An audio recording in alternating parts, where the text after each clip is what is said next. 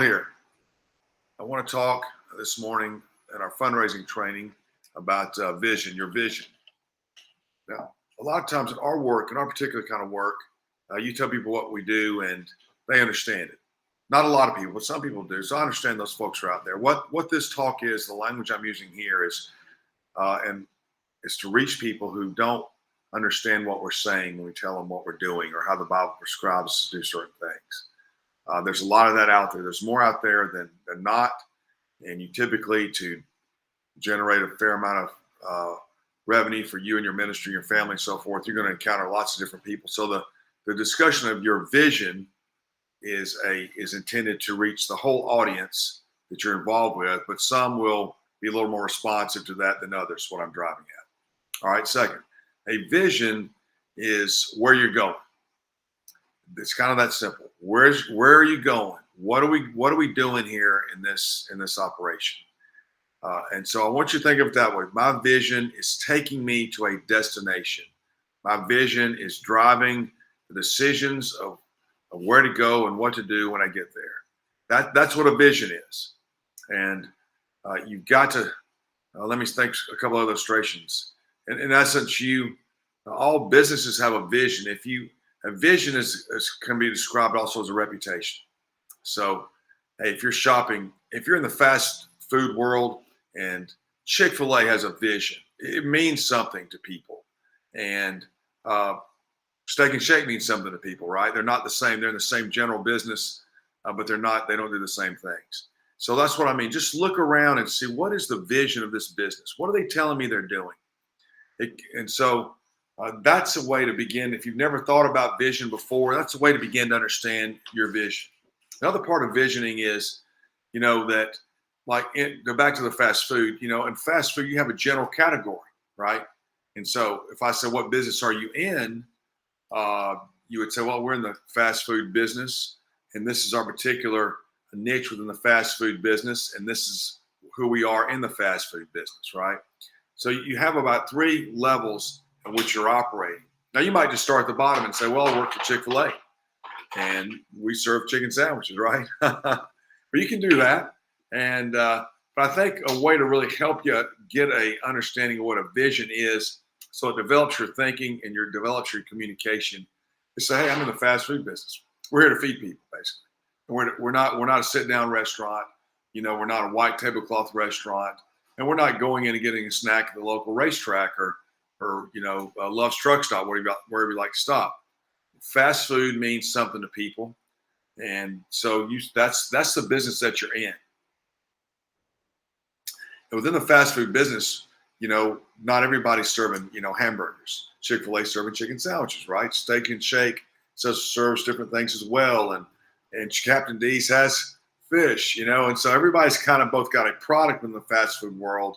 And then within that world, depending on what they're selling, since everybody sells hamburgers in a sense, within the hamburger world, all these chains, these franchises have a reputation, right?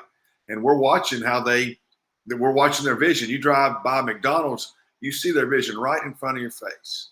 What are they telling me they're doing? How quick are they serving it? What am I getting when I pull in there? For me, I personally like good customer service. I do not like technology, and I don't like rude people. And so if one of these franchises has a reputation of being technologically driven and rude people, I'm not going. I don't care what they serve, really. And so that's the way we think about it, right? So look around and think of the things like that have a lot of different, like you have businesses restaurants are everywhere. Gas stations, where you like to stop and get gas.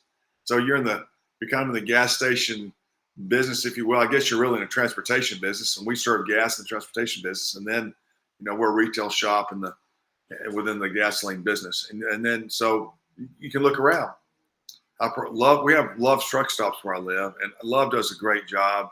There's some in Alabama and Georgia where we used to stop there in Adairsville. I cannot think what it's called right this second. Racetracks are good, stuff like that. Some guys may rather go into an old down home place. They don't want to pull in a fancy place. So everybody's got a thing that they like to do.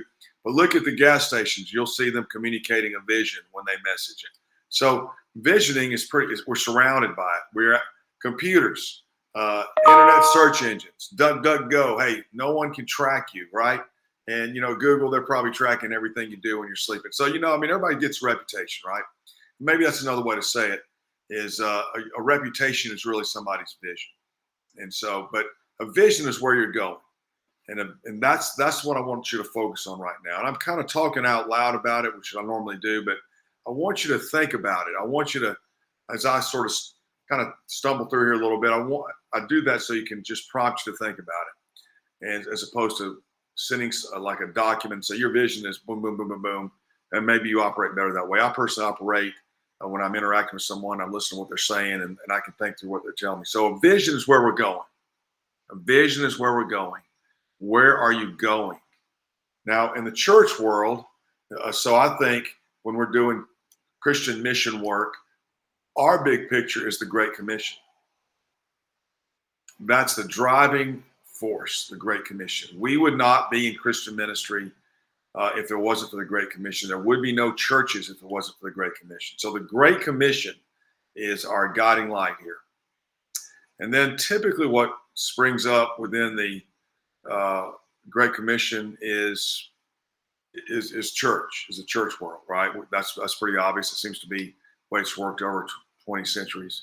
So within the church world, there are individual ministries. Ephesians 4:11. This is the topic at our Super Bowl this year.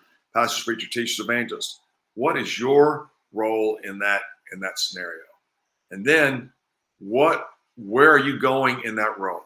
So let's step up let's step up into we're dealing Great Commission churches, and you want to be a pastor. Well, you've got some options. Your vision can be, I want to step into a traditional church setting in a big, small community or a community that honors traditions, a traditional looking church, choir robes, wear suits on Sundays, sing hymns, right? You could try to do that. You say, hey man, I want to be a pastor in the worst crack neighborhood in the worst big city in the United States, right? I want to be I want to be in the up and coming neighborhood. They're building all these houses, all these people changing place in the United States. I want to start a new church over there. See, you've got a vision. That's what I'm saying. You've got lots of options there. Excuse me. And so that's what to get a hold of. If you want to be a pastor, what do you want to do? Now, a lot of times we say, hey, I'll go where the Lord sends me. And a lot of times, that's the way I looked at it. At the beginning, I didn't know what to do because I didn't know what I was doing. I didn't know where I was going. I'd been raised in the church my whole life, but man, Christian ministry was a foreign item to me. I'm still not naturally ministry oriented. I'm certainly over the years learned to be evangelistically oriented, but some guys are just naturally ministerially oriented. So anyway, so there are lots of options out there, and that drives your vision. And that's what I was saying is that, at that point in my life, I was like, hey, Lord, what are we doing? Where do you want me to go? Let's talk it out. So a lot of guys are like that. I'll go and do what you want me to do. But, sometimes you have options. Some guys are real clear when they want to go. Other guys are not. But at the end of the day, you've got a vision here. You've got a vision that you're trying to fulfill, so to speak. Something in you is driving you to do this ministry work. And that driving force is really how to identify the vision in the general sense. All right. Forgive me for using myself, but what really my calling was by the Lord, but it really fit into my interest was really the salvation of souls. Where do you stand with God? Basically, that's my interest. That's my personal interest right there. And I have a personal story, and and what I'm saying here is there's a personal experience, one significant thing in my life when I was in college, and which really I can identify that experience with what I'm doing now. And a lot of things I say now are driven came out of that experience, if you will. I don't think about it. Like I don't look back and say, hey, this happened to me and I'm going to go do that as a result. But what I see in that experience is it taught me some lessons about things we talk about, consistency and persistence. It taught me some lessons that are really fundamental to the way we work at Sportsman Outreach. So same with you. Something in you is driving you forward. And the Spirit of God is coming upon you and waking that up in a sense, saying, hey, I want you to take your natural God-given gifts and I want to take your life experience and we're going to take this and we're going to send it out into the world for the sake of the gospel. This is what the Apostle Paul did. The Apostle Paul was ideally suited to be the apostle of the Gentiles. Why? Because he was the expert in the law and he understood how the gospel worked coming out of the law, long story short. Peter was a dedicated Jew, a fisherman. And while he preached to Cornelius in Acts 10, Paul says he was the apostle to the Jew, and as one who really lived it, who really embraced the traditions of Judaism. And so we see some differences in their desire, in their life, in their experience, and their gifts that drove them to be and do for the Lord what they do. So there's something in you that's driving you forward. And that's really the beginning of the genesis of your vision here. And so that's one way to think about it. But let's go back to, what is a vision? Great Commission, church, you in the church, what's your vision? Where do you want to go? What do you want to do? And ultimately, who benefits from your vision? Who is the beneficiary of your vision? This took me a long time to really understand what people tell me when they talked about vision to me. And finally, after all these years, put two and two together here. But this is the issue. Who is the beneficiary of your vision? Because when you begin to invite people to partner with you financially on these matters, you're basically telling them with your vision what you're doing for the sake of the beneficiary of your ministry. And so if you're a pastor planting a church, your vision is to reach this community of people with the gospel. In other words, let's just use in Chattanooga, Hickson. There's multiple communities there. I want to plant a church in Hickson, and then depending on the scope of your reach in Hickson comes your following language. So let's use a couple examples there. My goal is to plant a church in Hickson and Christianize Hickson. And what that means is we're going to be very evangelistic. We're going to be out and about all the time. And we're going to be preaching outdoors. We're going to go into ball games to pass out tracts, and we are going to reach this community. Some people just want to plant a community in a neighborhood and disciple people really well. We want to go in Hickson and have a community of people who really are discipled at the deepest level possible. See, stuff like that. That's how you begin to articulate your vision. Sorry about that. We were talking at the Whitfield training this summer, and Josh from Normal, Illinois, Josh is from Normal, and we were talking about what he wanted to do, and ultimately came up with it. He was from there, and ultimately he really wanted to Christianize Normal, Illinois through preaching and church and everything else. And that's exactly what he wanted to do. And so while that's a broad vision, it's also very specific, because you can understand why he makes the decision he does to bring the gospel throughout Normal, Illinois. So what is your vision? What is your vision? What is your vision? For us, when I sat down with Jim Wirt sat down with me, 7-8 years ago, and we began to talk about this specifically. And he actually wrote down what we were doing, which is basically trying to mobilize evangelists. Why? So more people can hear the gospel, more places, more often, basically, at large outdoor events. And so he said, Bill, this is what you're doing. This is your vision. I didn't know what I was doing. I was just trying to do it. So that's what we do, really. It says the vision is to mobilize 1,000 George Whitfields, or mobilize the next generation of George Whitfields to saturate, the Western world with the gospel. That's a broad brush thing, but ultimately that leads into us seeking to invite evangelists to go with us to sporting events, and now we're reaching out in what we call the gospel invasion to large community events, concerts, and stuff like that. But we're saturating, sowing and watering the word, and interacting with people right there in the moment, and referring them to a Bible teaching church for discipleship. So we're preaching to the lost, going to places where we perceive that most people are some high level of lostness, large outdoor gatherings, proclaiming Christ, sowing and watering the word. Some sow, some water, God gives the increase. Faith comes by hearing. Those are two verses work together. And then because we're there physically, we're there to answer questions, minister to people in a moment. And then for those who want it or ready, discipleship is next. So we refer them to a place for discipleship. So what's your vision? What are you going to do, and who benefits? Where are you going? What are you going to do, and who's going to benefit from your work. That's your vision. You get that down, and then that begins to shape everything that you say to people. So I hope that makes sense. Hope that makes sense. 15 minutes, not too bad. Hope that makes sense. Where are you going? What are you going to do? And who's going to benefit from it? Where are you going? What are you going to do? And who's going to benefit from it? This is what you're after right here. That's your vision. If you don't know what that is, you think about that. You write it down over and over, and get a real sharp point on it.